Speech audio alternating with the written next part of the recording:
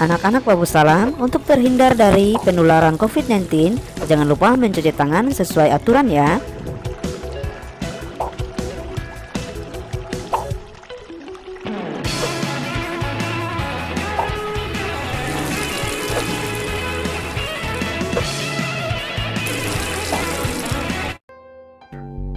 Assalamualaikum warahmatullahi wabarakatuh. Selamat pagi siswa-siswi kelas 7 MTS Babu Salam OSAO. Nah, hari ini kita akan melanjutkan materi akidah akhlak. Minggu lalu kita sudah membahas mengenai sifat wajib bagi Allah yang jumlahnya ada 20. Semoga masih ingat ya. Nah, kali ini kita akan melanjutkan materi mengenai sifat-sifat mustahil bagi Allah Subhanahu wa Ta'ala. Nah, materi kali ini berada pada halaman 26 pada buku LKS. Silahkan dibuka bukunya. Nah, teman-teman, kalau sifat wajib itu adalah sifat yang harus dimiliki oleh Allah, bagaimana dengan sifat mustahil ini? Mari kita bahas. Nah, yang dimaksud dengan sifat mustahil bagi Allah adalah sifat-sifat yang tidak layak dan tidak mungkin ada pada Allah. Sebab apabila sifat-sifat mustahil ini ada pada Allah, maka sifat tersebut dapat menurunkan derajat dan kesempurnaan Allah Subhanahu wa Ta'ala. Sifat-sifat ini merupakan kebalikan dari 20 sifat wajib bagi Allah yang sudah kita bahas minggu lalu. Nah, sifat-sifat mustahil bagi Allah juga terbagi menjadi 20. Mari kita bahas satu-satu. Sifat mustahil bagi Allah yang pertama adalah Adam. Nah, Adam ini berarti tidak ada. Maksud dari sifat Adam adalah suatu sifat yang mustahil kalau Allah itu tidak ada. Sebagai orang yang beriman, kita pasti meyakini bahwa Allah Subhanahu wa Ta'ala bersifat wujud atau ada. Nah, nalar akal sehat pasti mengakui bahwa alam ini ada karena diciptakan. Nah, Allah Subhanahu wa Ta'ala adalah Maha Pencipta yang menciptakan alam semesta ini. Kebalikan dari sifat Adam adalah wujud. Sifat mustahil bagi Allah yang kedua adalah hudus. Nah, hudus berarti baru atau ada permulaannya.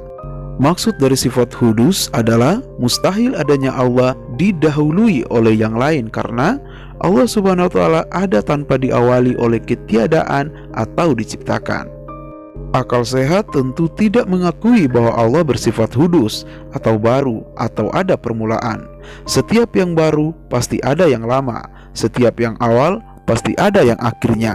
Padahal Allah wajib bersifat terdahulu dan mustahil bersifat baru atau hudus. Paham ya? Sifat mustahil bagi Allah yang ketiga adalah fana. Fana artinya rusak atau binasa.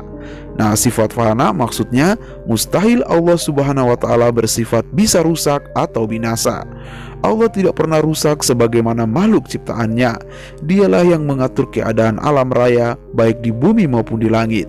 Maka mustahil Allah akan rusak atau binasa, tetapi Allah wajib bersifat kekal atau baqo. Sifat mustahil bagi Allah yang keempat adalah mumasalatuhu lil hawadisi. Nah, mumasalatuhu lil hawadisi berarti menyerupai makhluk. Allah Subhanahu wa Ta'ala mustahil menyerupai makhluk yang Dia ciptakan sendiri, baik zatnya, sifatnya, ataupun perbuatannya. Oleh karena itu, tidak mungkin Allah sama dengan yang diciptakan. Maka Allah wajib bersifat mukhalafatu lil hawadisi, yang berarti berbeda dengan makhluknya. Atau tidak mungkin Allah Subhanahu wa Ta'ala bersifat mumasalatuhu lil hawadisi, yang berarti menyerupai makhluk. Sifat mustahil bagi Allah yang kelima adalah ihtiyajuhu li ghairihi, yang berarti membutuhkan sesuatu kepada selain dirinya, atau biasa disebut dengan adamul qiyam binafsihi. Nah, Allah Subhanahu wa Ta'ala tidak bergantung kepada pihak atau makhluk lain, maka Allah wajib bersifat qiyamuhu binafsihi, yaitu berdiri sendiri, atau tidak mungkin bersifat ihtiyajuhu li ghairihi, yang berarti membutuhkan bantuan. Sifat mustahil bagi Allah yang keenam adalah ta'addud. Nah, ta'addud memiliki arti berbilang atau lebih dari satu. Apabila Allah Subhanahu wa Ta'ala ada lebih dari satu, maka akan terjadi persaingan antar Tuhan yang mengakibatkan dunia ini hancur segera setelah diciptakan. Sampai sekarang dan kelak sampai hari kiamat nanti, alam yang teratur dan harmonis ini membuktikan bahwa Allah Subhanahu wa Ta'ala esa atau wajib bersifat wahdaniyah, yang berarti Maha Esa, atau tidak mungkin bersifat ta'adud yang berarti berbilang. Sifat mustahil bagi Allah yang ketujuh adalah azun. Nah, azun memiliki arti lemah. Alam semesta yang terhampar ini merupakan bukti bahwa Allah mustahil memiliki sifat azun atau lemah. Seandainya Allah itu bersifat lemah, tidak mungkin Allah dapat menciptakan alam semesta yang luar biasa ini. Oleh karena itu, Allah Subhanahu wa Ta'ala mustahil bersifat azun atau lemah. Tapi Allah Subhanahu wa Ta'ala bersifat kudrah atau maha kuasa. Sifat mustahil bagi Allah yang kedelapan adalah karoha. Karoha memiliki arti terpaksa. Allah Subhanahu wa Ta'ala dalam melakukan aktivitasnya mustahil karena terpaksa. Allah Subhanahu wa Ta'ala tidak mungkin dipaksa atau dipengaruhi oleh makhluk lain. Maka dari itu tidak mungkin Allah terbatas dalam kehendaknya. Sesungguhnya Allah Maha Pelaksana segala terhadap segala tindakan yang Dia kehendaki. Allah wajib bersifat irodah yang berarti berkehendak, dan mustahil bersifat karoha yang berarti terpaksa. Sifat mustahil bagi Allah yang kesembilan adalah jahlun. Nah, jahlun memiliki arti bodoh. Kebesaran Allah dalam semua penciptaannya yang begitu rumit merupakan bukti bahwa Allah mustahil bersifat jahlun atau bodoh, karena Allah Subhanahu wa Ta'ala bersifat ilmu atau maha mengetahui dan mustahil bersifat jahlun. Sifat mustahil bagi Allah yang ke-10 adalah mautun. Mautun memiliki arti mati. Allah Subhanahu wa Ta'ala mustahil bersifat mati, karena dengan kematian Allah maka alam ini akan terbengkalai. Jadi dengan adanya alam beserta isinya yang masih berlangsung ini menunjukkan bahwa Allah hidup selamanya, sehingga Allah wajib memiliki sifat hayat atau hidup dan mustahil bersifat mautun atau mati. Sifat mustahil bagi Allah yang ke-11 adalah as-sommun. As-sommun memiliki arti tuli. Allah Subhanahu wa Ta'ala tidak mungkin tuli, karena kalau Allah tuli tidak mungkin mampu mendengar perkataan hambanya.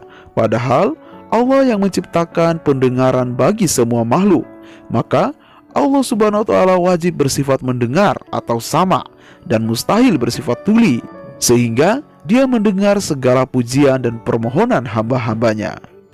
Sifat mustahil bagi Allah yang ke-12 adalah a'ma. A'ma sendiri memiliki arti buta. Allah Subhanahu wa Ta'ala mustahil bersifat buta atau tidak dapat melihat. Bagaimana mungkin Allah menciptakan penglihatan bagi hambanya kalau Allah sendiri buta? Dengan segala kesempurnaannya, maka wajib bagi Allah bersifat basar atau maha melihat dan mustahil bersifat a'ma atau buta. Sifat mustahil bagi Allah yang ke-13 adalah bukmun. Bukmun memiliki arti bisu. Allah Subhanahu wa Ta'ala tidak mungkin bisu, sebab Allah perlu menyampaikan wahyu kepada Nabi dan Rasulnya baik secara langsung maupun dengan perantaraan malaikat Jibril. Oleh karena itu Allah mustahil bersifat bukmun atau bisu, tetapi Allah wajib bersifat qalam yang berarti berfirman. Nah teman-teman, untuk sifat mustahil bagi Allah selanjutnya memiliki arti yang sama dengan yang sudah Pak jelaskan. Sifat mustahil bagi Allah berikutnya adalah ajizan yang memiliki arti lemah. Kemudian karihan yang memiliki arti yang terpaksa. Kemudian jahilan yang memiliki arti yang bodoh. Kemudian mayyitan yang memiliki arti yang mati. Kemudian asom yang memiliki arti yang tuli. Kemudian a'ma yang berarti yang buta. Dan yang terakhir adalah abakam yang berarti bisu. Nah teman-teman, selesai sudah materi untuk pertemuan kali ini. Tugas teman-teman adalah mengerjakan soal ini. Setelah selesai mengerjakan, dikirim ke WA pribadi Pak Sawal.